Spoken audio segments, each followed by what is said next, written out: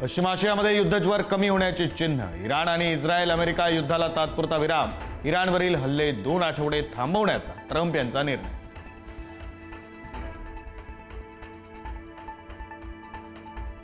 काही अटींसह हॉर्मुझमधून 2 आठवडे सुरक्षित प्रवासाची मुभा. ट्रम्प यांच्या भूमिकेनंतर इराणची मोठी घोषणा.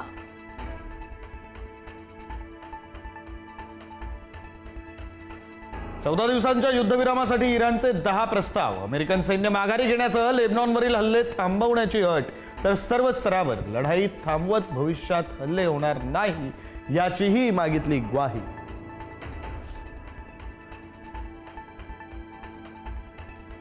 इराणचे परराष्ट्र मंत्री अब्बास अराक्ची यांची पत्रकार परिषद. संध्याकाळी 5:30 वाजता साधणार संवाद. युद्धविरामानंतर इराणमध्ये जल्लोषाचं वातावरण.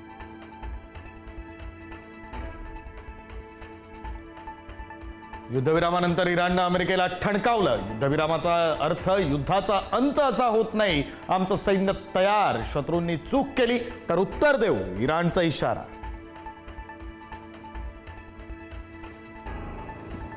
चीनच्या मध्यस्थीनंतर इराण शस्त्रसंधीला तयार. अमेरिकेच्या माध्यमांची मोठी माहिती. तर अमेरिकेचे उपाध्यक्ष व्हॅन्स इस्लामाबादला जाण्याची शक्यता.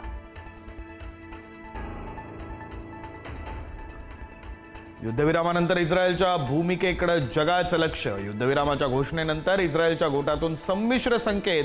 इस्रायल लेबनॉन आणि हिजबुल्लावरील हल्ले सुरूच ठेवण्याच्या विचारात, मात्र इराणच्या करात हल्ले टाळण्याचा स्पष्ट उल्लेख.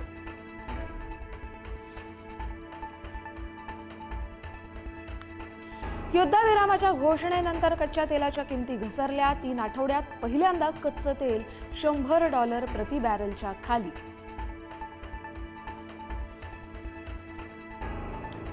उन्हाळी सुट्ट्यांमध्ये गावाला जाताना प्रवास महागणार. एसटीच्या दरात 10% भाडेवाढ. 15 एप्रिलपासून नवे दर लागू होणार.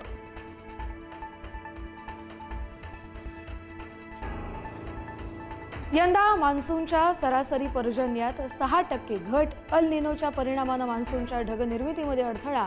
स्कायमेटनं वर्तवली शक्यता.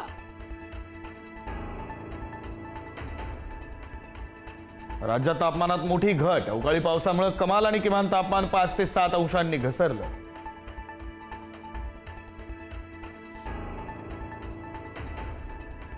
इंदापुरात भैरवनाथांची यात्रा उत्साहात संपन्न. गुलालाची उधळण करत चांग भलचा जयघोष. भीमाशंकर मंदिर 31 मे पर्यंत बंद राहणार. कुंभमेळ्याच्या पार्श्वभूमीवर मंदिर आणि परिसराची कामं वेळेत पूर्ण होण्यासाठी निर्णय.